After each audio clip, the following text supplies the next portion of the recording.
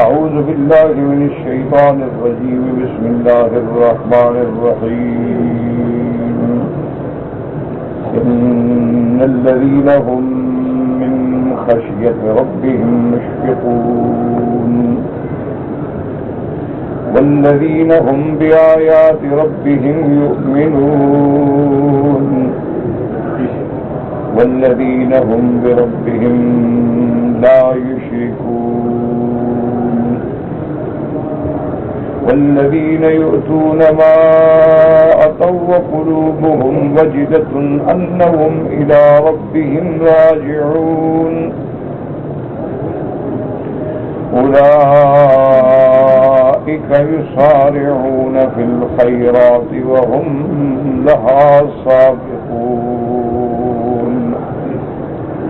قال المؤلف المفسر رحمه الله تعالى: أدام النفع بعلومه وعلومكم في الدارين آمين. إلى أن قال: يقول تعالى: إن الذين هم من خشية ربهم مشفقون، أي هم مع إحسانهم وإيمانهم وعملهم الصالح مشفقون من الله خائفون منه وجلون من مكره بهم. اللہ پاک اپنے بندے اپنے ایمان والے سعداء کی صفت بیان فرماتے ہیں کہ میرے مومن بندے باوجود ایمان کے، باوجود درجہ احسان کے، کیونکہ درجات جو ہیں نا، پہلا درجہ ایمان اور آخری درجہ احسان، اسلام، ایمان، احسان. احسان جو ہے یہ بڑا عظیم مرتبہ ہے کہ ان تعبد اللہ کأنک تراہ فإن لم تكن تراہ فإنہ یراک. اور ان کے بارے میں اللہ نے فرمایا: ان اللہ یحب المحسنین. اسی طرح فرمایا: للذین احسنوا الحسنى وزیادہ. تو اللہ فرماتے ہیں یہاں کہ میرے ایمان والے بندے جو ہیں باوجود احسان کے، ایمان کے، عمل صالح کے، مشفقون من اللہ، اللہ سے ڈرتے ہیں، دل میں خشیت رکھتے ہیں کہ خدا جانے خدا کیا فیصلہ فرما دے. کیوں؟ اللہ تبارک و تعالی مالک الملک ہیں اور فعال لما یرید ہیں، یفعل ما یشاء ویحکم ما یرید. اللہ تبارک و تعالی چاہیں تو ایک گناہ گار کو ولی اللہ بنا دیں، اور چاہیں تو بڑے بڑے عالم، بڑے بڑے اولیاء پٹڑی سے اتر گئے، بڑے بڑے علم والے لوگ جو تھے گمراہ ہو گئے، کیونکہ قلوب جو ہیں وہ اللہ کے ہاتھ میں ہیں. اس لیے محبوب دو عالم اکثر دعا فرماتی تھی: اللہم یا مقلب القلوب والابصار ثبت قلبی علی دینک، کہ دلوں کے پھیرنے والے ہمارے دل کو اپنے دین پہ ثابت فرما. اسی طرح حضور صلی اللہ علیہ وسلم نے فرمایا: القلوب بین اصابع الرحمن یقلبها کیف یشاء ویصرفها کیف یشاء. کہ انسانوں کے دل جو ہیں گویا وہ اللہ کی انگلیوں کے درمیان ہے، جیسے اس کی شان کو زیبا ہے. تو جیسے کوئی چیز انگلی میں ہو تو اس کا گھمانا آسان ہوتا ہے، اللہ تو اللہ ہے، وہ جدھر چاہیں دلوں کو پھیر دیں، وہ چاہیں تو ہدایت کا فیصلہ فرما دیں، اور وہ چاہیں تو کسی کو گمراہ کرنے کا فیصلہ فرما دیں.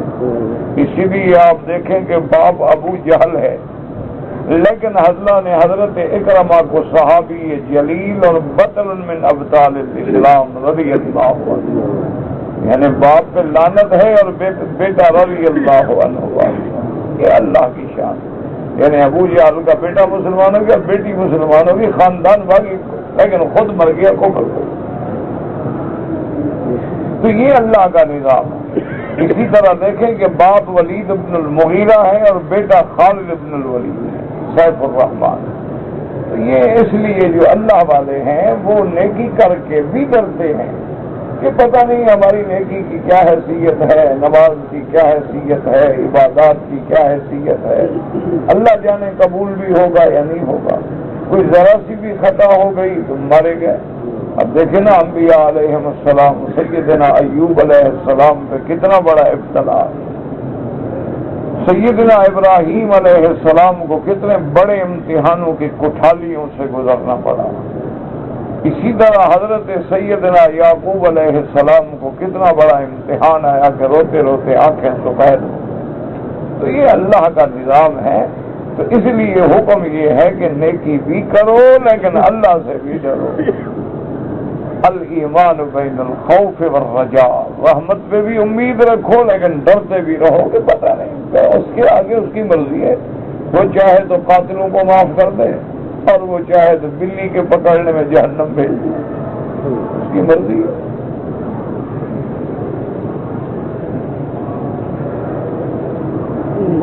كما قال الحسن البصري والله ان المؤمن جمع احسانا وشفقة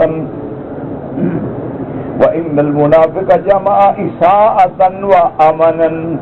حضرت حسن بصری رحمۃ اللہ علیہ فرماتے ہیں کہ مومن کی شان یہ ہے کہ اعمال صالحہ بھی ہیں اور خوف بھی ہے، اور منافق کا حال یہ ہے کہ عمل بھی بھیڑے ہیں اور اللہ کے عذاب سے بھی بے غم ہے۔ یہ کیا ہوگا، کیا ہوگا، کیا عذاب آ جائے گا، یعنی عمل بھی بھیڑے اور اس کے باوجود اللہ تبارک و تعالیٰ کے ساتھ گمان بھی یہ ہے کہ نہیں ہمیں کچھ بھی نہیں ہوگا۔ فرمایا والذین هم بآیات ربهم یؤمنون، ای یؤمنون بآیاته الکونیۃ والشرعیہ، کہ مومنوں کی صفت یہ ہے کہ وہ اللہ کی نشانیوں پہ ایمان لاتے ہیں، چاہے وہ آیات شرعیہ ہوں جو اللہ نے قرآن میں بھیجی، احکام بھیجے ہیں، یا آیات کونیہ، کونیہ کا معنی آسمان ہے، زمین ہے، چاند ہے، تارے ہیں، سورج ہے، جب ان پہ نظر ڈالتے ہیں تو اپنے اللہ کی ذات کو پہچانتے ہیں کہ تبارک اللہ احسن الخالقین۔ اصل تو اس کا کمال ہے نا، جس نے ایسا روشنی والا چاند پیدا کیا، روشنی والا سورج پیدا کیا، اس کا اپنا نور کیسا ہوگا۔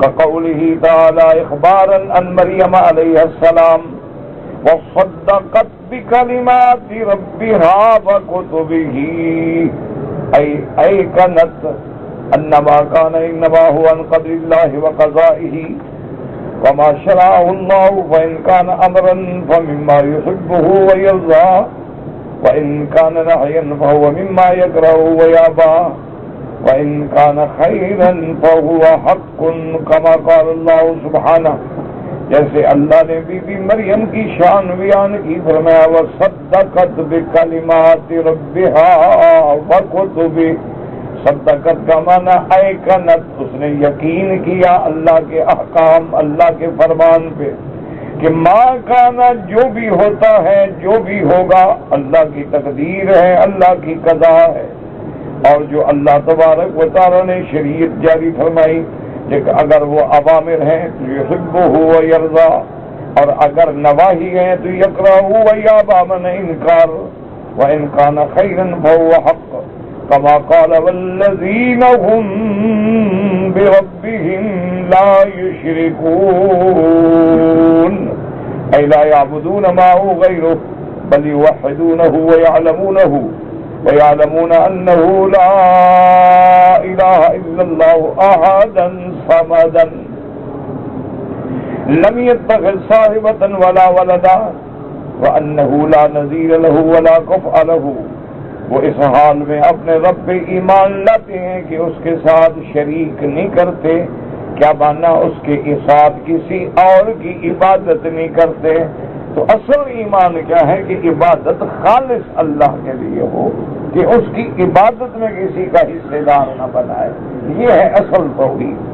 اور اس کے بعد فرماتے ہیں بل یوحدونہ، اللہ تبارک و تعالیٰ کی توحید پہ ایمان لاتے ہیں، ویعلمون، اور جانتے ہیں، انہ لا الہ الا اللہ احدا صمدا، ان کا عقیدہ ہے کہ کوئی معبود برحق نہیں مگر اللہ، وہ اکیلا ہے، وہ بے نیاز ہے، لم يتخذ صاحبة ولا ولدا، وہ بیوی سے بھی پاک، بچوں سے بھی پاک، جو کسی کا محتاج سر چیز اس کی مخلوق ہے۔ وَأَنَّهُ لَا نَظِيرَ لَهُ، اس کی کوئی مثال نہیں، لَيْسَ كَمِثْلِهِ شَيْءٌ، اور اس کا کوئی شریک نہیں، کوئی برابر نہیں، کف کہتے ہیں برابری، کوئی اس کی برابری نہیں کر سکتا۔ اور مومنوں کی اور صفت کیا ہے؟ فرمایا والذین یؤتون ما اتوا وقلوبهم وجلة انہم الی ربهم راجعون۔ یؤتون العطاء، اس میں دو معنی تھے جیسے میں نے خلاصے میں عرض کیا تھا کہ یا تو یؤتون ما اتوا کا معنی ہے خیرات و صدقات، کہ اللہ کے راستے میں زکوٰۃ دیتے ہیں، صدقات دیتے ہیں، خیرات دیتے ہیں، لیکن پھر بھی ڈرتے ہیں خدا جانے قبول ہوگی یا نہیں ہوگی۔ اور بعض علماء نے فرمایا کہ صرف زکوٰۃ نہیں بلکہ جمیع اعمال مراد ہیں، کہ وہ اعمال صالحہ بجا لاتے ہیں، اس کے حکم کی تعمیل کرتے ہیں، پھر بھی ڈرتے رہتے ہیں۔ ایؤتون اللہ وہم خائفون وجلون، اللہ کے راستے میں خیرات دیتے ہیں لیکن ڈرتے ہیں، اللہ يتقبل منهم لخوفهم ان يقولوا قد كسروا في القيام بشروط العطاء، وہ اس لیے ڈرتے رہتے ہیں کہ خدا جانے ہم نے اللہ کے راستے میں دیا تو ہے لیکن دینے کی شرطیں پوری بھی کی ہیں کہ شرطیں پوری نہیں کی، یعنی اللہ جو چاہتے ہیں کہ اس طریقے سے دیں، کیا پتا میں نے اس طرح دیا ہے یا نہیں دیا، اللہ جانے ریا آ گیا، اللہ جانے سمعت آ گئی، دکھلاوا آ گیا، اللہ جانے میرا مال مشتبہ تھا، اللہ جانے میرے مال میں کہیں حرام ملا ہوا تھا، اللہ جانے میرے مال میں کسی رشتہ دار کا کوئی حصہ رہ گیا تھا، خدا جانے قبول بھی ہوگا کہ نہیں ہوگا، کیونکہ ان کو یقین ہے اس بات پہ کہ ہم نے اسی کی طرف لوٹنا ہے۔ بہذا من باب الاشفاق والاحتیاط، یہ اللہ کے راستے میں دے کے ڈرنا جو ہے یہ اللہ کی عظمت کا خوف بھی ہے اور احتیاط بھی ہے، ورنہ جو مومن بندے ہیں لازمی بات ہے اللہ کے راستے میں دیں گے تو حلال ہی دیں گے، اللہ کے راستے میں دیں گے تو اللہ کی رضا کے لیے دیں گے، اللہ کے راستے میں دیں گے تو ریا اور شہرت سے بچ کے دیں گے، لیکن یہ کیا احتیاط ہے کہ اس کی مرضی ہے پھر بھی قبول نہ فرما۔ اسی لیے میں نے عرض کیا تھا نا کہ اللہ کا گھر بنانا، اللہ کے حکم پہ بنانا، خدا کا گھر تیار کرنا اور فرما برداری کرنا، پھر بھی ابراہیم کھڑے ہیں کہ ربنا تقبل منا، اللہ ہم نے محنت تو کی ہے اب قبول فرما، پتہ نہیں کوئی کمی رہ گئی، پتہ نہیں کوئی اس کے اندر کسی قسم کا کوئی نقص رہ گیا، پھر بھی دعا مانگ رہے ہیں کہ ربنا تقبل منا انک انت السمیع العلیم۔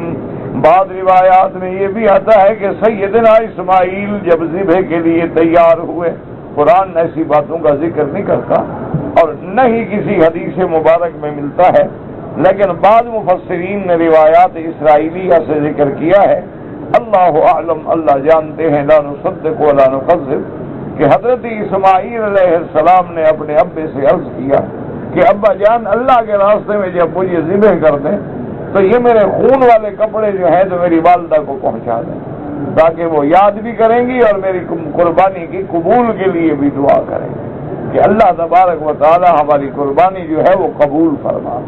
ہم تو بال کٹانے میں بھی دیکھتے ہیں نا، تھوڑے کٹائیں، ٹک لگائیں، کہاں کٹائیں، گنجے ہو جائیں گے، فلاں ہو جائے گا، اصل بات یہ ہے کہ بیٹا ذبح کے کھڑے ہیں لیکن پھر بھی ڈرتے ہیں پتہ نہیں قبول بھی ہوگا کہ نہیں۔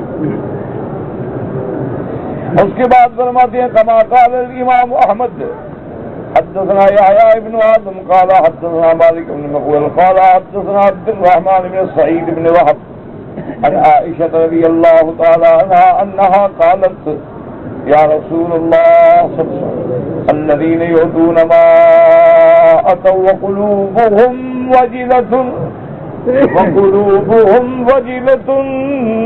أنهم إلى ربهم راجعون۔ بی بی عائشہ نے حضور صلی اللہ علیہ وسلم نے پوچھا هو الذي يسرق ويزني ويشرب الخمر وهو يخاف الله عز وجل۔ بی بی نے پوچھا یا رسول اللہ اس سے مراد یہ ہے کہ وہ بندہ جو چوری بھی کرتا ہے، زنا بھی کرتا ہے، شراب بھی پیتا ہے لیکن ڈرتا ہے اللہ سے، اس سے وہ مراد ہے؟ حضور پاک نے فرمایا لا یا بنت ابی بکر یا بنت الصدیق، حضور نے فرمایا ابو بکر کی بیٹی صدیق کی بیٹی یہ مراد نہیں، ولکنہ هو الذی یصلی ویصوم ویصدق ویخاف اللہ عز وجل، اس سے مراد وہ نہیں جو چوری کرے بلکہ وہ مومن مراد ہے جو نمازیں بھی پڑھتا ہے، روزے بھی رکھتا ہے، خیراتیں بھی کرتا ہے، لیکن اس کے باوجود بھی اللہ سے ڈرتا ہے کہ خدا جانے قبول ہوگا یا نہیں ہوگا۔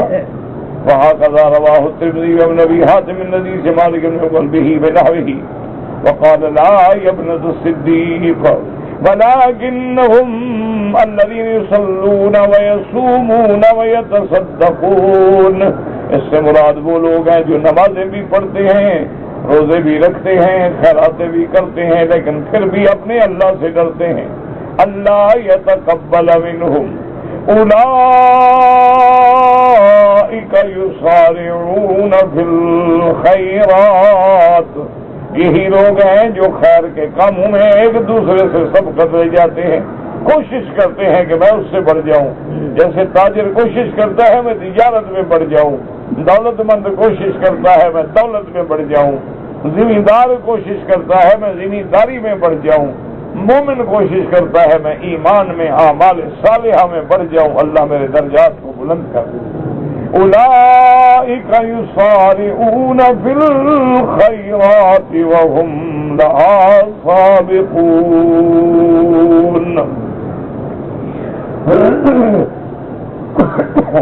وقال الترمذي وروى هذا الحديث من حديث عبد الرحمن بن سعيد النبي حازم النبي هريرة رضي الله تعالى عنه عن النبي صلى الله عليه وسلم نحو هذا، وهكذا قال ابن عباس محمد بن كعب القرظي والحسن البصري في تفسير هذه الآية، وقد قرأ آخرون هذه الآية والذين يأتون ما أتوا، پہلا تھا نا يؤتون ما أتوا، دیتے ہیں یہ ہے يأتون ما أتوا وقلوبهم وجلة أن يفعلون ما يفعلون وهم خائفون، کہ وہ کرتے ہیں اعمال لیکن پھر بھی اللہ سے ڈرتے ہیں۔ وروى هذا مرفوعا إلى النبي صلی اللہ علیہ وسلم أنه قرأها كذلك، ایک روایت میں حضور پاک سے بھی اس قرأت کا پڑھنا ثابت ہے، یعنی دو قرأتیں ہیں، یؤتون ما أتوا مراد خیرات، یأتون ما أتوا مراد اعمال صالحہ، نماز روزہ سب چیز آ گئی۔ قال الامام احمد حدثنا عفان قال حدثنا صخر الجوهري قال حدثنا اسماعيل البكي قال حدثنا ابو خل مولى بني جمهم انه دخل مع عبيد بن عمير عائشة رضي الله تعالى عنها فقالت مرحبا بأبي عاصم ما يمنعك ان تزورنا او تلم بنا، فقال اخشى ان املل، فقالت ما كنت لتفعل، قال جئت لأسألك عن آية من كتاب الله عز وجل كيف كان رسول الله صلی اللہ علیہ وسلم یقرأها، فرماتی ہیں کہ مع عبید بن عمیر وہ داخل ہوئے، ابو خلف مولا بنی جمہن بی بی عائشہ کی خدمت میں حاضر ہوئے، بی بی عائشہ نے فرمایا مرحبا بأبی عاصم، ان کی کنیت ہے، ما یمنعک ان تزورنا او تلم بنا، کہ کیا بات ہے تم ملنے بھی نہیں آتے، کبھی زیارت پہ بھی نہیں آتے، کبھی ہمارے پاس آ کے یعنی کھانے کے لیے بھی نازل نہیں ہوتے، کیا بات ہے؟ وہ کہنے لگا بی بی میں ڈرتا ہوں کہ کہیں بوجھ نہ بن جائے، کہیں آپ پر یہ بات جو ہے وہ زیادہ بوجھ نہ ہو، تو اللہ تملو یعنی بوجھ نہ سمجھا کرو، تو اسی لیے کہ میں اس بات سے ڈرتا ہوں۔ فال کیا کر رہے ہو؟ کہا جی تلیا سالہ کا، حضور نے بھایا میں آیا بی بی آپ سے قرآن کی آیت پوچھنے کے لیے کہ حضور صلی اللہ علیہ وسلم اس آیت کو کیسے پڑھتے تھے۔ قالت ایت آیت، کون سی آیت؟ قال الذین یؤتون ما اتوا والذین یأتون ما اتوا، وقالت ایت ما بلغ وقلت والذی نفسی بیدی لا احد ما بلی والدنیا جميعا الدنیا ما فیہا، قال ما هي؟ فقلت والذين يأتون ما أتوا، فقالت أشهد أن رسول الله صلى الله عليه وسلم كان يقرأها وكذلك أنزلت، ولكن إذا حرف في إسماعيل بن المكي وضعيف اب آپ نے پوچھا کہ مجھے بھی یہ بتائیں کہ یہ آیت حضور کیسے پڑھتے تھے؟ والذین یؤتون ما اتوا وقلوبهم وجلة، یا والذین یأتون ما اتوا وقلوبهم وجلة۔ بی بی عائشہ نے فرمایا اچھا تم یہ بتاؤ تمہیں کون سی قرات زیادہ محبوب ہے؟ انہوں نے کہا بی بی میں تو کہتا ہوں یاتون ما اتوا زیادہ محبوب، تاکہ سارے اعمال آ جائیں۔ یاتون میں تو صرف صدقہ آئے گا، خیرات آئے گا، لیکن جب یاتون پڑھیں گے تو مانا نمازیں پڑھتے ہیں، صدقہ دیتے ہیں، خیرات کرتے ہیں، روزہ رکھتے ہیں۔ تو بی بی نے فرمایا کہ میں گواہی دیتی ہوں ان رسول اللہ صلی اللہ علیہ وسلم کذالک کان یکرہھا، اسی طرح میرے محبوب پڑھتے تھے والذین یأتون ما اتوا وقلوبهم وجلة، اور اسی طرح یہ قرات اتری ہے، لیکن اس کے اندر ایک راوی ہے اسماعیل بن بکی، وہ ضعیف ہے۔ والمعنى على القراءة الأولى قراءة الجمهور السبعة وغيرهم أظهر، لیکن پہلی قراءت جو ہے تمام قراء اسی کو ترجیح دیتے ہیں والذین یؤتون ما آتوا وقلوبهم، کیوں اس کے بعد بھی ہے نا اولئک یسارعون فی الخیرات وهم لها سابقون، تو یہ بھی دلالت کرتا ہے کہ قراءت یؤتون ما اتوا جو ہے وہ زیادہ راجح ہے۔ ویسے تو قراءت یأتون ما اتوا بھی ہے، لیکن جمہور جو ہیں قرائے سبع جو ہیں ان کے نزدیک وہی قراءت راجح ہے۔ وَلَوْ كَانَ الْمَعْنَى فَكَمَا فَرْمَاتِ أَنَّهُ قَالَ أُولَٰئِكَ يُسَارِعُونَ فِي الْخَيْرَاتِ وَهُمْ لَهَا سَابِقُونَ وَجَعَلَهُم مِّنَ السَّابِقِينَ وَلَوْ كَانَ الْمَعْنَى الْقِرَاءَةِ الْأُخْرَىٰ لَأَوْشَكَ أَن لَّا يَكُونُوا مِنَ السَّابِقِينَ بَلْ مِنَ الْمُقْتَصِدِينَ أَوِ الْمُقْصِرِينَ، اور اگر ہم دوسری قرات لیں تو سابقین کا معنی پھر یہ ہوگا کہ یعنی وہ پیچھے رہنے والے ہیں، لیکن پہلی قرات کے بارے میں معنی ہوگا کہ وہ اللہ نے ان کو پھر سابقین میں داخل فرما دیا ہے کہ جب وہ کوشش کرتے ہیں اللہ کے راستے میں دینے کی اور اس کے باوجود بھی ڈرتے رہتے ہیں، تو اصل مومن کی شان یہی ہے ایمان بھی لائے، اعمال صالحہ بھی کرے اور اللہ سے بھی ڈرتا رہے کہ خدا جانے میرے اعمال قبول ہوں گے نہیں ہوں گے، ان میں کوتاہی ہوگی، تقصیر ہوگی۔ اللہم اجعلنا من السعداء ولا تجعلنا من الاشقیاء، اللہم کن لنا ولا تکن علینا وانصرنا على من بغى علينا، اللهم كن بنا رؤوفا رحيما ولا تجعلنا شقيا ولا محروما۔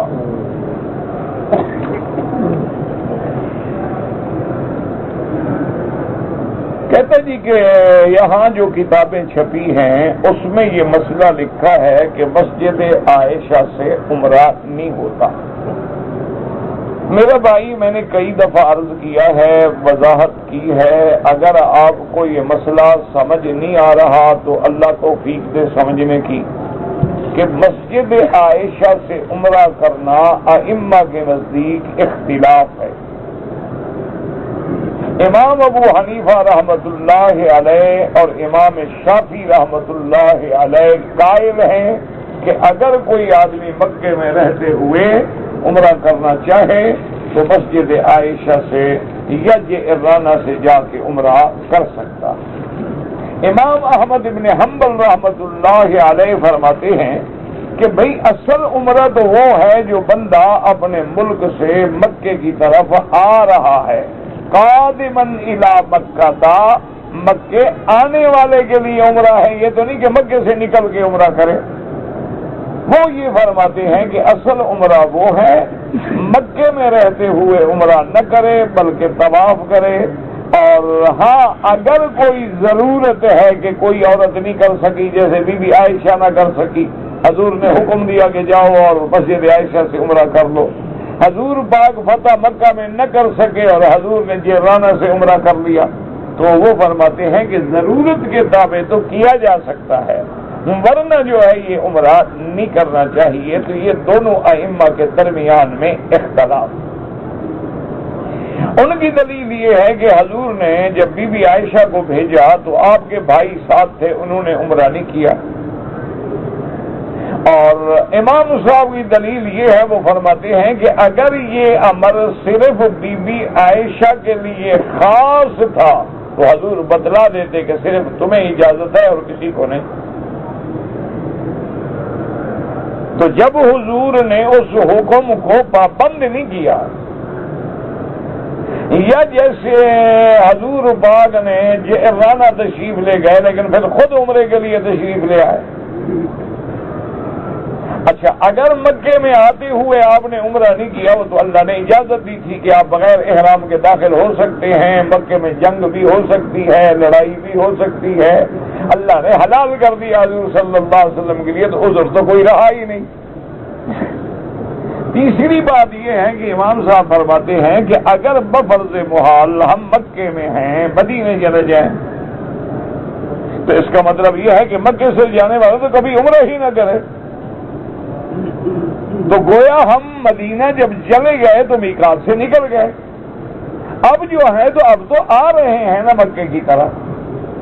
تو اس لیے بہرحال اس مسئلے میں ائمہ کے نزدیک اختلاف ہے، اور اتفاق ائمہ اربع اس بات پہ ہے کہ جتنے دن اللہ مکے میں نصیب کرے افضل یہ ہے کہ تم طواف زیادہ کرو، کیونکہ طواف میں کوئی اختلاف نہیں ہے، اور دوسرا جتنی دیر عمرے میں تم جاؤ گے، مسجد عائشہ جاؤ، جیرانہ جاؤ، جتنی دیر باہر رہو گے طواف میں اتنی دیر تم اللہ کے کعبے کے قریب رہو گے، تو لہذا دور رہنے سے قریب رہنا جو ہے وہ زیادہ افضل ہے اور زیادہ بہتر ہے۔ تو بہرحال یہ ائمہ کے درمیان میں ایک اختلافی مسئلہ ہے، اور اس میں کوئی ایسا مسئلہ نہیں، کسی نے کر لیا اللہ قبول فرمائے، جو نہیں کرتے ہیں تو ان سے بھی اختلاف نہ کریں، ان کے پاس بھی دلیل ہے۔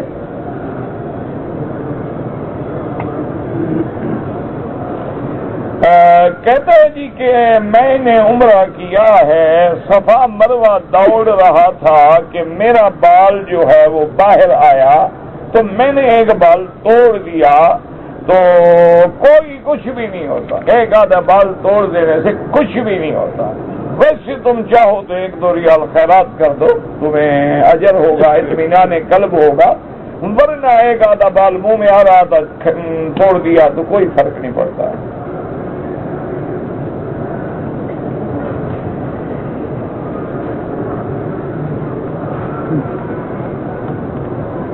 کہتے جی کہ ہمارے ملک میں تو میت کے مرنے کے بعد کئی چیزیں ہیں، اصل میرا بھائی بات سنو کہ انڈو پاک کی جو مشکل ہے نا وہ یہ ہے کہ ہم زیادہ تر ایک ملک میں رہے اور ہمارا معاشرہ ہندو کے قریب رہا،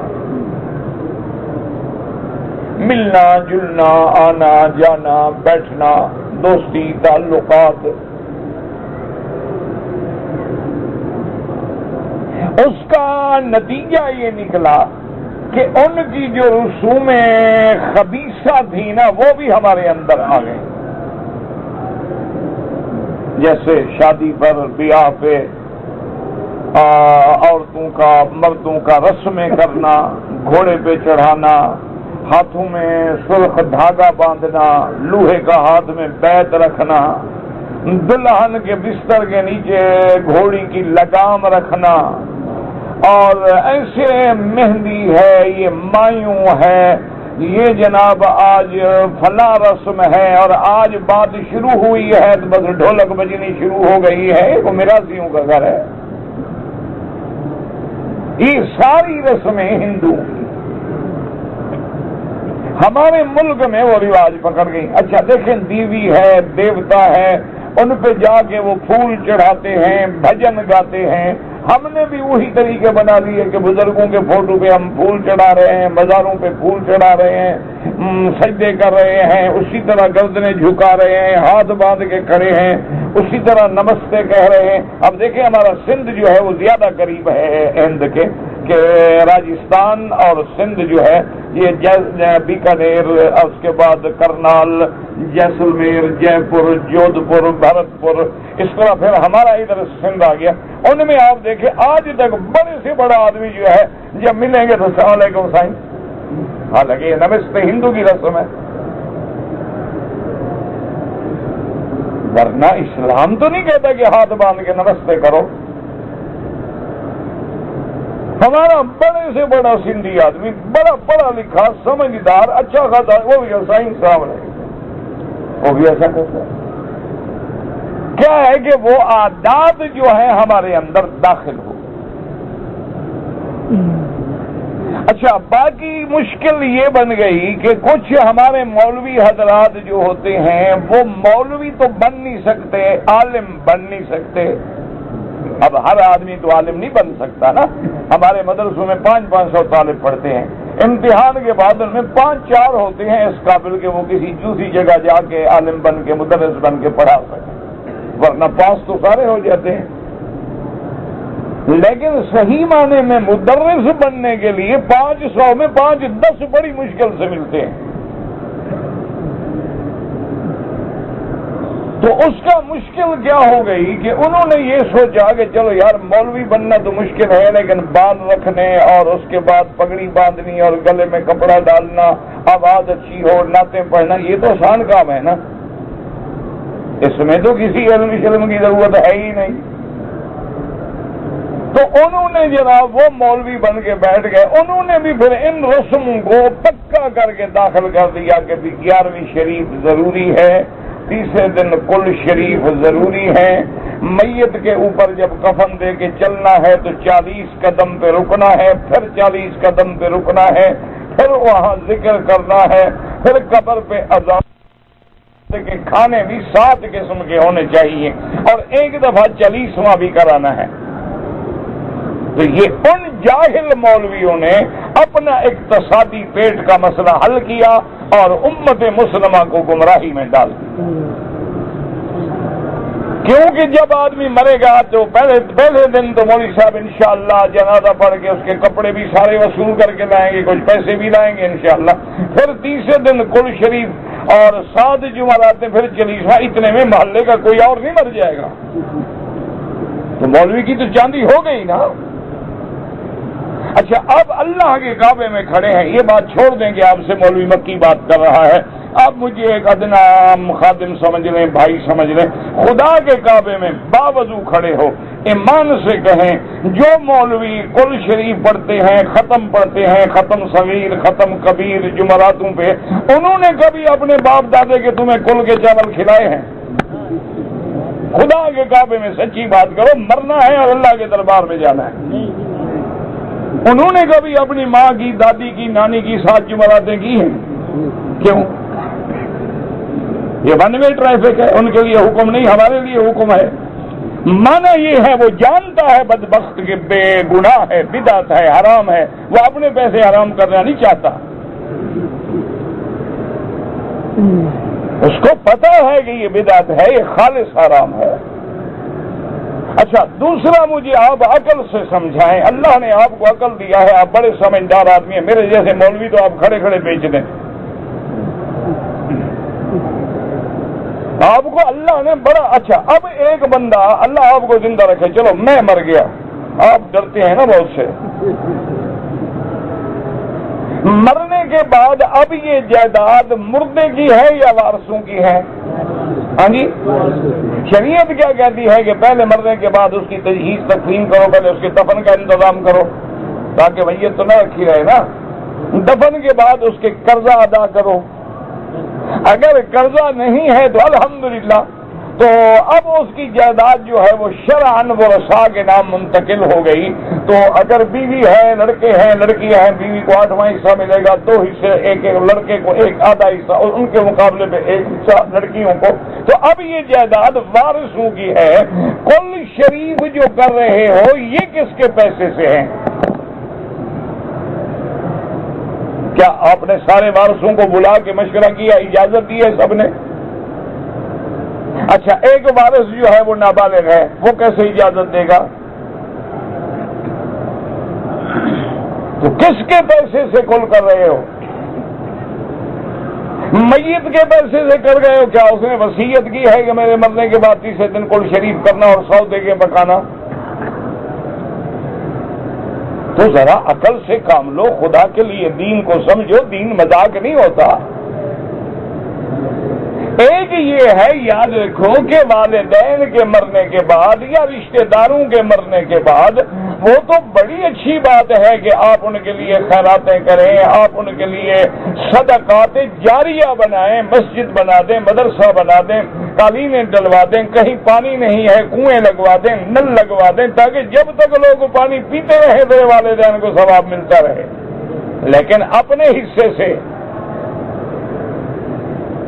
جائیداد تقسیم ہونے کے بعد اپنے پیسے سے خرچ کرو۔ ولد صالح، اچھا بیٹا وہ ہے جو ماں باپ کے مرنے کے بعد ان کے لیے دعائیں کرتا ہے، ان کو جب دعائیں پہنچتی ہے تو ہمارا خیرات بھی پہنچتی ہے۔ اگر انہوں نے حج نہیں کیا ان کا حج بدل کروائیں، اگر ان کے ذمے قرض ہے تو پہلے قرض ادا کرنے کی کوشش کریں، کیونکہ قرضہ ایسی بلا ہے کہ جب حضور کے زمانے میں میت آتی تھی حضور پوچھتے تھے حل علیہ دین، اس بندے پہ قرضہ ہے؟ تو اگر وارث کہتے تھے نام یا رسول اللہ علیہ دین، اس پہ قرضہ ہے، فرماتے حل ترک وفاء، کیا قرضہ ادا کرنے کے لیے کچھ اس نے مال چھوڑا ہے؟ وہ کہتے لا یا رسول اللہ، فرماتے صلو علی صاحبکم، حضور فرماتے صحابہ سے تم جنازہ پڑھ دو، میں محمد جنازہ نہیں پڑھتا اس بندے کو۔ کس نے قرضہ چھوڑ دیا، لوگوں کے حق کھا کے مر گیا۔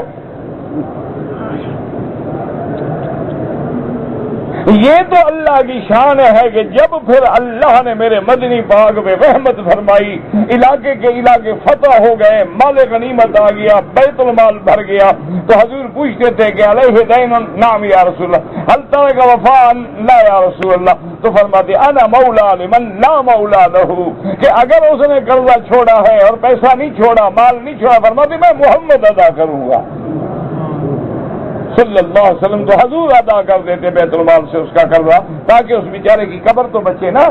ہم تو چاول کھا رہے ہیں، وہ قبر میں قرضے میں پکڑا ہوا ہے، ہم دیگیں چڑھا رہے ہیں۔ خدا کے بندے اللہ کا خوف کرو، تم نے اگر 20,000 روپے چاولوں پہ خرچ کر دیے ہیں، وہ 20,000 اس کا قرضہ ادا کرو۔ تم نے 20,000 روپے جمعراتوں پہ خرچ کر دیے ہیں، اس کے لیے 20,000 کے مسجد میں قرآن لے کے حدیث کی کتابیں لے کے مدرسوں میں دے دو، جب تک پڑھی جائیں گی تیرے والدین کو ثواب ہوگا۔ تم نے مہندی پہ اور رسم ہے اور مایوں ہے اور فلاح ہے اور فلاح ہے، کبھی عالم سے مسئلہ بھی تو پوچھو کہ جو شخص لڑکی والا ہے اس کو تو کھانے دینے کا حکم ہی نہیں ہے، سنت تو یہ ہے کہ لڑکے والا شادی کے بھی بعد، میاں بیوی کے ملنے کے بعد، نہ کہ پہلے، رخصتی ہو جائے، بیوی میاں کے گھر میں چلی جائے، میاں بیوی کی ملاقات ہو جائے، اس کے بعد وہ ولیمہ کرے جتنا اس کو اللہ نے طاقت دی ہے۔ لڑکی والوں کی طرف سے تو کھانا حرام ہے شادی والے دن۔ اب ہم تو شرط کرتے ہیں کہ نہیں، لڑکی والے بھی فلاں شادی گھر میں کھانا دیں،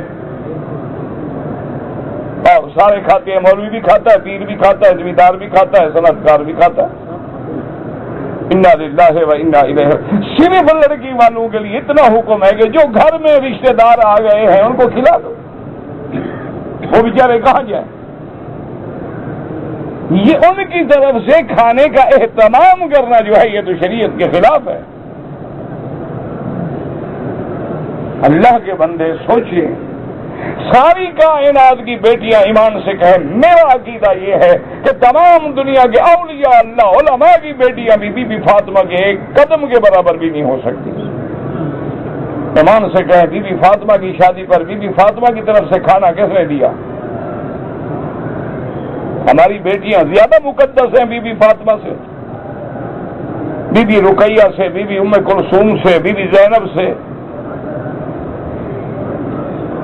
ایک رسم ہے، رواج ہے، اچھا ایک اور لعنت ہے، جہیز۔ یہ کون سی شریعت ہے جی؟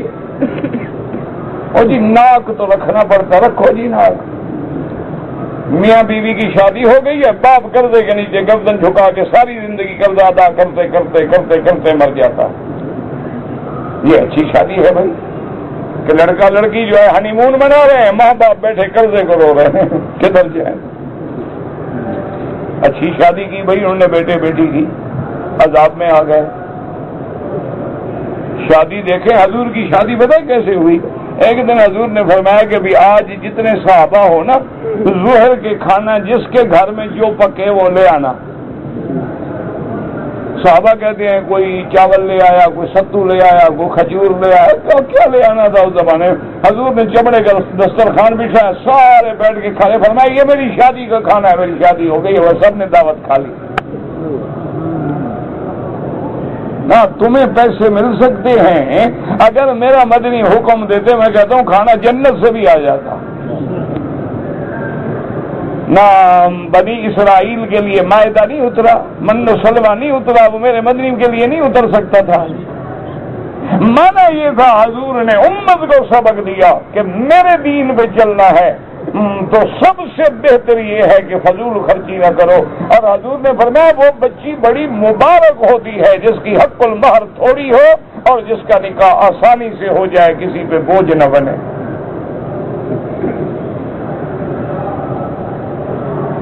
آپ نے فرمایا کہ خیرہن ایسرہن صداقا، وہ بچیاں بہت خوش قسمت ہیں کہ جن کا نکاح آسانی سے ہو جائے، معمولی سی مہر ہے، آرام سے میاں بیوی آئے، 2 جوڑے 4 جوڑے، جو ماں باپ کو توفیق ہے دے دی، السلام علیکم، شرعی نکاح ہوا، گھر پہنچا دیا۔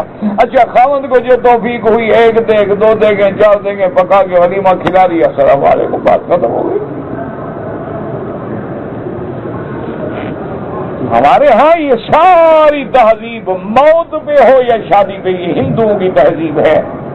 اور آج کل تو مسلمان لڑکیاں باقاعدہ سندور بھرتی ہیں، باقاعدہ تلک لگاتی ہیں۔ آج کل تو ہم مسلمانوں کی بیٹیاں ہندوؤں کی طرح ساڑی باندھتی ہیں کہ آدھا پیٹ بھی ننگا ہو، پشت بھی ننگی۔ انا للہ و انا الیہ راجعون۔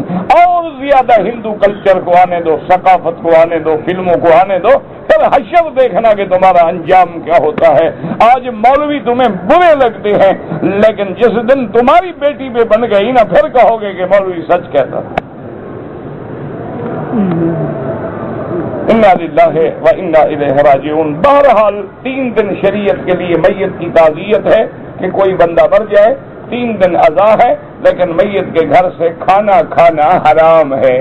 رشتہ داروں کو، ہمسائے کو حکم ہے کہ میت والوں کے گھر میں تم کھانا پہنچاؤ کہ وہ صدمے میں مبتلا ہیں، وہ اپنی مصیبت میں ہیں اور بیچارے کھانا بھی کھلائیں۔ ہمیں حکم ہے کہ کھانا لے جائیں، نہ کہ حکم ہے کہ ہم ان کے گھر ڈھیرے ڈال کے بیٹھ جائیں اور کھانا کھائیں ہمدردی کرنے کے لیے۔ ان کا مر گیا ہے، وہ رو رہے ہیں، بیٹھے ہیں 15 آدمی کھانے کے لیے، بڑے ہمدرد ہیں بھائی، پہلے 100 سال نہیں آئیں گے۔ انا للہ و انا الیہ راجعون۔ باقی سوگ جو ہے، اگر خاوند مر جائے 4 مہینے 10 دن تک بیوہ جو ہے اس کی، وہ اپنے گھر میں، اسی گھر میں رہے گی، باہر نہ نکلے، میک اپ نہ کرے، سگار نہ کرے، سرما نہ پہنے، خوشبو نہ لگائے، بلا وجہ بنے سمرے نہیں، سادہ کپڑوں میں رہے۔ جب 4 مہینے 10 دن گزر جائیں تو اب اس کو اجازت ہے کہ وہ غسل کرے، کپڑے پہنے، تاکہ خطبے کے لیے کوئی بندہ اگر اس سے نکاح کرنا چاہے تو وہ بھی تیار ہو جائے۔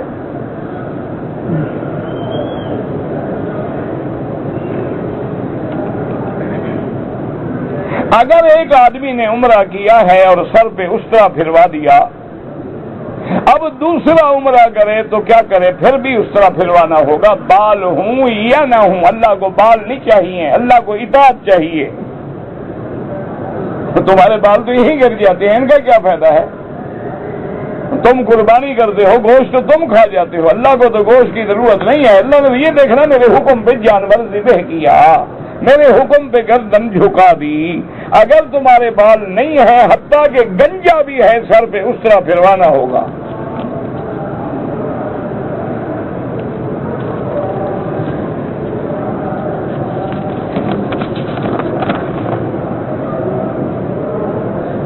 ہمارے ہاں جب شب برات کا دن ہوتا ہے، بازاریں بند ہو جاتی ہیں اور حلوے پکائے جاتے ہیں، بالکل رسمیں ہیں، بدعات ہیں، کوئی حکم نہیں ہے کہ شب برات۔ پہلی بات تو یہ ہے کہ شب برات کے مسئلے میں علماء کا اختلاف ہے۔ بعض علماء جو کہتے ہیں کہ اسی میں تقدیر لکھی جاتی ہے، رزق لکھا جاتا ہے، اور قرآن میں جو آیت ہے انا انزلناہ فی لیلۃ مبارکۃ انا کنا منذرین فیہا یفرق کل امر حکیم امرا من عندنا، تو یہ لیلۃ القدر کے بارے میں ہے، نہ کہ شب برات کے بارے میں۔ اور اسی طرح علماء نے لکھا ہے کہ شب برات کے بارے میں کسی حدیث صحیح میں ہمیں حکم ہی نہیں ملا ہے کہ شب برات کوئی حلوہ پکاؤ یا اس دن کوئی بات کرو. شب برات بعض علماء نے لکھا ہے کہ برکت والی رات ہے تو عبادت کرو. یہ مانا تھوڑا ہے کہ حلوے پکاؤ اور دیگیں پکاؤ اور بتیاں جلاؤ اور جھنڈیاں لگاؤ. یہ کیا ہے؟ یعنی تم کسی لیڈر کا استقبال کر رہے ہو یا اللہ کے حکم کی تعمیل کر رہے ہو؟ رزق تقسیم ہوتا ہے، فرشتوں کو لسٹ ملتی ہے، وہ لیلۃ القدر میں ملتی ہے، نہ کہ شب برات میں. قضا نماز پڑھنی ہو تو جماعت سے پہلے پڑھیں یا بعد میں پہلے پڑھو اگر ٹائم ہے، تاکہ ترتیب میں فرق نہ آئے. جھینگا حلال ہے یا حرام ہے؟ بہرحال میں عالم تو نہیں ہوں، میں تو ایک طالب العلم ہوں. میری تحقیق یہ ہے کہ حلال ہے. میں نے بنگلہ دیش کے بڑے بڑے علماء سے پوچھا تھا. اب تو ہمارے دوست تھے مولانا ہارون صاحب پٹیا کے بڑے عالم، وہ بھی فوت ہو گئے، مولانا عبدالحلیم صاحب بھی فوت ہو گئے، اللہ ان کی قبروں پہ رحمتیں فرمائے. وہاں بڑے بڑے ماشاءاللہ مدرسے ہیں، پٹیا جیسا ہے یا 8 ہزاری ہے، یہ بڑے بڑے ادارے ہیں ماشاءاللہ، بڑے بڑے علماء ہیں. تو ان سے میں نے پوچھا تھا کہ بھائی آپ کی کیا تحقیق ہے؟ کیونکہ جیسے عربی اونٹ کو پہچانتا ہے نا، بنگالی مچھلی کی نسل کو بھی جانتا ہے. یہ مچھلی کے معاملے میں ماشاءاللہ یہ PhD کرے نا ایمان سے تو فوراً ڈگری ان کو مل جائے. یہ اس کی نسلوں کو بھی جانتے ہیں کہ جناب یہ کون سی مچھلی ہے، شعور ہے، یہ عربی ہے، یہ قمر ہے، یہ جناب جھینگا ہے، یہ اولسٹر ہے، یہ لابسٹر ہے، یہ پروان ہے. اس کی نسلیں جانتے ہیں. ان کی صحبت کا مجھ پہ بھی کچھ اثر ہے. ان پہ تو نہیں ہوا، مجھ پہ ہو گیا ہے. تو بہرحال انہوں نے کہا جی یہ مچھلی ہے. اصل جھگڑا یہ ہے کہ کیا مچھلی ہے یا کیڑا ہے. اگر مچھلی ہے تو حلال ہونے میں شک ہی نہیں. وہ کہتے ہیں یہ مچھلی. قبلے کی طرف پیر کرنا جائز ہے اگر اس کے دل میں کوئی توہین کا مقصد نہیں تو کوئی حرج نہیں. اگر دل میں اس کے نعوذ باللہ اہانت ہے، ہمارے یہاں تو مشکل ہے نا جی. ایک آدمی گیا نا کسی کے گھر میں مہمان ہوا تو چارپائی ڈالنے لگا. بیچارہ مہمان تھا، پتہ نہیں تھا. اس نے کہا بیوقوف ادھر کعبہ شریف ہے. ٹھیک. اور بیچارہ نے 4 روپے پھیری. تو 2 منٹ کے بعد جو گھر والا آیا انہوں نے کہا یار تم کوئی احمق لگتے ہو، ادھر مدینہ شریف ہے. اس بیچارے نے پھر پھیری. وہ پھر آ گیا. انہوں نے کہا بارے یار ادھر پیران پیر کا روزہ ہے. اور اس کا وہ چلا گیا. اس نے پھر پھیر دی. وہ کہا یار کمال ہے، ادھر حضرت چشتی معین الدین اجمیری کا روزہ ہے. اس نے کہا کہو میرے گھر سے نکل جاؤ بس. آخر میں کدھر پاؤں کر کے سوؤں؟ لٹکا دو مجھے رسی کے ساتھ. کہاں جاؤں میں؟ تو اس لیے یاد رکھو کہ پاؤں کرنے کا مقصد تمہارا کیا ہے. اگر تمہارے نزدیک یہ بے ادبی میں ہے تو کبھی نہ کرو، اور اگر تمہاری نیت میں بے ادبی میں یہ شامل نہیں ہے تو کوئی بات نہیں، پشت کرنا بھی جائز ہے. قرآن زمین پہ رکھنا اگر وہی بات ہے کہ اگر مقصد بے ادبی ہے ناجائز ہے. اگر وہ یہ سمجھتا ہے کہ یہ جلد اوپر اسی لیے لگائی جاتی ہے کہ ہم رکھ سکیں تو ٹھیک ہے، کوئی بات نہیں. یہ اس کا بڑا غم ہے ان کو. قرآن کے کتنے مسئلوں پہ عمل کرتے ہو؟ ادب پہ بڑا زور ہے. قرآن کو چوم لے گا، شیو بھی فوراً کروائے گا، اور پھر قرآن کو ماشاءاللہ چومے گا، منہ پہ لگائے گا کہ قیامت میں گواہی دینا میں داڑھی منڈا کے تمہیں لگا رہا ہوں. کیا کہہ رہے ہو؟ ہر چیز قیامت میں گواہی دے گی یا نہیں دے گی؟ سمجھے لگ رہے ہو کعبے کے خلاف سے ماشاءاللہ تازہ شیپ کرا کے تاکہ قیامت میں گواہی دے. اور یار کچھ تو ادب کرو. چند دن ڈرامہ کر کے داڑھی رکھ لو. اگر تمہیں خدا کا خوف نہیں چلو ڈرامہ ہی کر لو. لوگ فلموں میں بھی داڑھی بڑھا لیتے ہیں، گھٹا دیتے ہیں. کچھ تو شرم ہو نا مکے مدینے میں آنے کا. کچھ تو لحاظ ہو کہ میں کعبے میں کھڑا ہوں، میں حضور کے سامنے جا کے صلاۃ و سلام پڑھوں گا. لیکن کون سنتا ہے ہم دیوانوں کی باتیں. فجر کی سنتوں کے بعد اور فرض سے پہلے اگر 2 رکعت طواف پڑھ لیں، یاد رکھو اگر تم نے 2 رکعت طواف پڑھنی ہے اذان فجر کے بعد، پہلے 2 رکعت طواف پڑھو پھر 2 رکعت سنت پڑھو فجر کی، کیونکہ 2 رکعت طواف کی واجب ہے، وہ سنت پہ مقدم ہے۔ اور باقی افضل یہ ہے کہ فجر کی اذان کے بعد صرف 2 رکعت سنت پڑھو، نماز پڑھو، جب سورج نکلے تو 2 رکعت طواف کے بعد میں پڑھ لو، یا سلام پھیر کے بھی پڑھ سکتے ہو، جائز ہے۔ حرم کے جو خدمتگار ہیں ان کو صدقے کی رقم دے سکتے ہیں، کیوں نہیں دے سکتے ہیں؟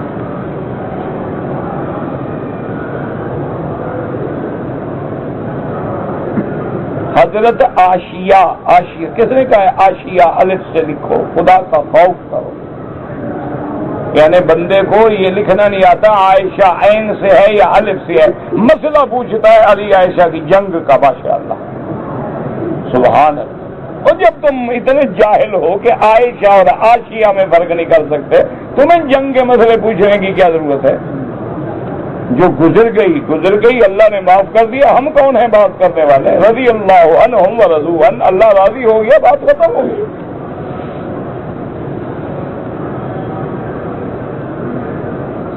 کہتے جی کہ نبوت کے تو قائل ہیں لیکن بشر کے منکر ہیں، تو بات تو وہی ہوئی نا، قوم عاد کہتی ہے بشر ہیں لیکن نبی، یعنی بشر نبی نہیں بن سکتا۔ ہمارے جاہل کہتے ہیں نبی تو ہے لیکن بشر نہیں، کیونکہ نبی بشر تو مانا تو ایک ہے نا، کان یوں پکڑو یا یوں پکڑو۔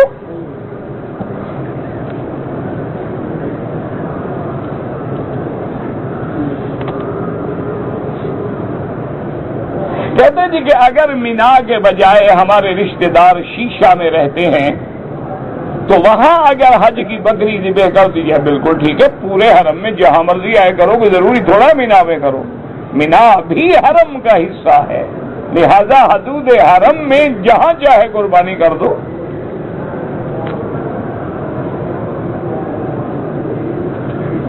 بابا عمرہ 100 بھی کرو، ہر دفعہ بال منڈانے ہوں گے، بال نہیں اس طرح پھروانا ہوگا۔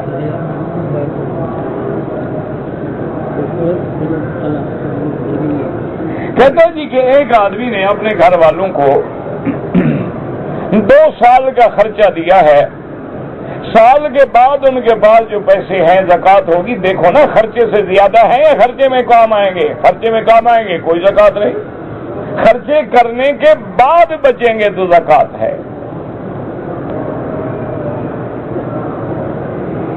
بہرحال یہ عورت جو ہے وہ جب سجدہ کرے تو پاؤں اگر موڑ لے تو پاؤں ہیں تو صحیح نہ ہیں تو زمین پہ کہ کہیں چلے گئے ہیں،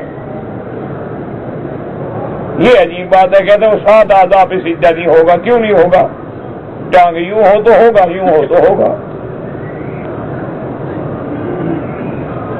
سجدوں کے درمیان میں جلسہ استراحت کوئی ضروری نہیں۔ علماء فرماتے ہیں کہ سرکار دو جہاں کا جب بدن مبارک بھاری ہو گیا تو آپ کرتے تھے۔ نماز جنازہ میں حنفی حضرات پہلی تکبیر کے بعد ثنا، دوسری بات درود، پھر دعا، اور حنابلہ جو ہیں وہ پہلی رکعت تکبیر کے بعد فاتحہ، پھر درود شریف اور پھر ثنا۔ جیسے کو پڑھ رہا ہے دعا کرو، قبول ہو جاتا ہے الحمدللہ۔ نمازی کے آگے نہ گزریں۔ طواف کے دوران قرآن یاد ہو پڑھتے رہو، لیکن اٹھا کے پڑھنے میں ڈر ہوتا ہے کہیں بے ادبی نہ ہو جائے۔ لیکن قرآن پڑھنے سے بھی افضل وہ ہے جو میرے محبوب نے پڑھا، سبحان اللہ، الحمدللہ، لا الہ الا اللہ، اللہ اکبر، لا حول ولا قوت الا باللہ العلی العظیم، اور ربنا آتنا فی الدنیا حسنۃ وفی الآخرۃ حسنۃ وقنا عذاب النار۔ حضور چاہتے تو ہر رکعت میں قرآن ختم فرما دیتے، ہر طواف میں، ہر چکر میں، لیکن حضور نے جو نہیں پڑھا تو اپنی امت کے لیے آسانی پیدا کر دی کہ میری امت کے لوگ آئیں گے، بیچارے جاہل بھی ہوں گے، دیہاتی ہوں گے، تو ایسا پڑھ لوں جو ہر کوئی پڑھ سکے، سبحان اللہ سبحان اللہ، ہر کوئی پڑھ سکتا ہے، الحمدللہ الحمدللہ، کیا مشکل ہے؟ تو لہذا افضل وہ ہے، اور اصل بات یہ ہے وہ پڑھو جس میں دل لگے، درود پڑھو، کلمہ پڑھو، سبحان اللہ پڑھو، مقصد ہوتا ہے کہ طواف کے اندر پوری توجہ قلباً و قالباً یہ ہو کہ میں اللہ کے گھر کا طواف کر رہا ہوں، اور یہ اللہ کا کرم ہے کہ اللہ نے مجھے اس جگہ پھرنے کا موقع دیا ہے جہاں اللہ کے نبی پھرے ہیں، جہاں امام الانبیاء پھرے ہیں، جہاں صحابہ و اولیاء پھرے ہیں۔ آج میں بھی اسی جگہ پھر رہا ہوں، اس کا کرم ہے، ورنہ ہم گناہگار اس قابل تھے کہ یہاں آ جاتے۔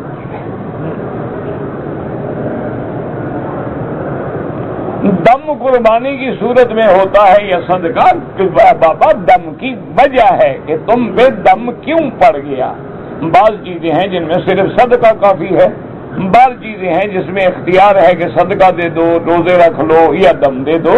دیکھنا پڑے گا کہ تم نے غلطی کیا کی ہے، اس میں دم ضروری ہے یا صدقے سے بھی گزارا ہو سکتا ہے۔ میری بھانجی بیمار، اللہ شفا دے، اللہ ہر بیماروں پہ رحم فرما، اللہ ہمارے بیماروں پہ بھی رحم فرما۔ کاشف میمن بیمار ہے، اللہ شفا عطا فرما دے، یا اللہ ہر بیمار پہ رحم فرما۔ یا اللہ ہم سب بیمار ہیں، کوئی روحانی بیمار ہے، کوئی جسمانی بیمار ہے، کوئی ظاہری بیمار ہے، کوئی باطنی بیمار ہے، اور تیرے سوا کوئی شفا دینے والا نہیں۔ اذا مرضت فهو یشفین، اللہم اشفنا واشف مرضانا ومرضى من اوصانا ومرضى المسلمین برحمتک یا ارحم الراحمین۔ کسی کمرے میں اگر نیچے گدا ہو تو نماز ہو جائے گی، عبادت ہو جائے گی، کیوں نہیں ہو جائے گی؟ لیکن گدا اتنا بڑا نہ ہو کہ تیرا منہ اس کے اندر کھب جائے، پھر نہیں ہوگی۔ آج کل تو گدے ایسے بنے ہوئے ہیں نا گویا ماشاءاللہ آدمی دفن ہو جاتا ہے اندر۔ بس سخت بھی ہوتے ہیں، اگر سخت ہے ٹھیک ہے۔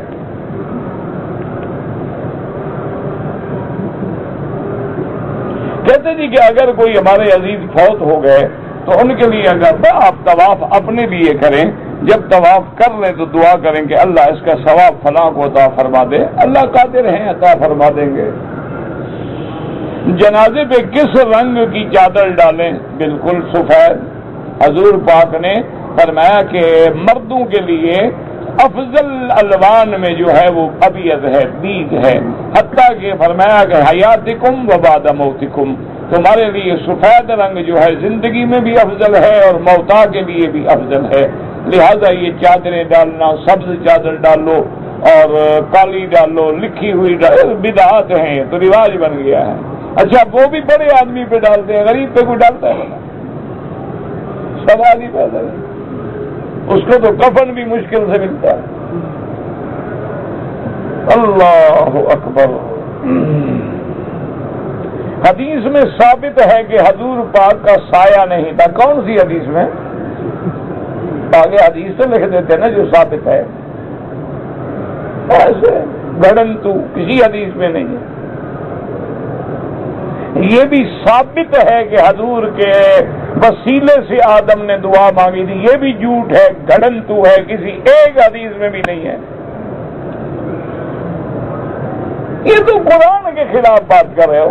فَتَلَقَّى آدَمُ مِن رَبِّهِ بِكَلِمَاتٍ فَتَابَ عَلَيْهِ، اللہ فرماتے ہیں ہم نے آدم کو کلمات سکھائے، ان کلمات سے دعا کرو تو میں تیری غلطی معاف کر دوں گا۔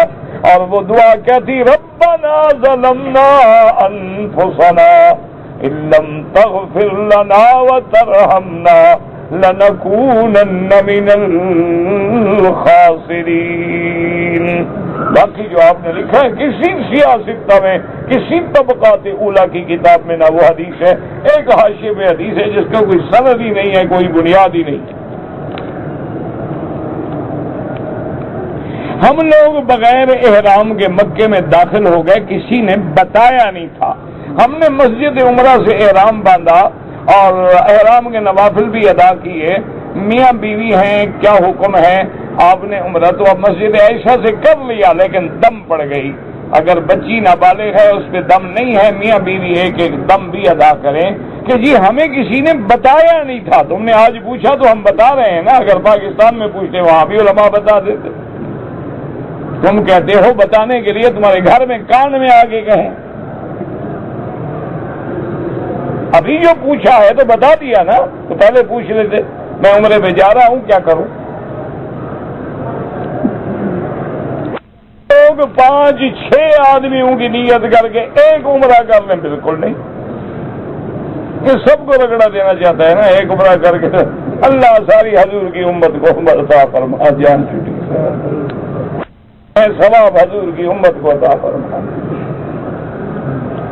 اور چاول تو تم کھا گئے ہو شریف آدمی، ثواب امت کو ملے گا، تم غریبوں کو جا کے دے دو، پھر کوئی ثواب کی توقع بھی کرو۔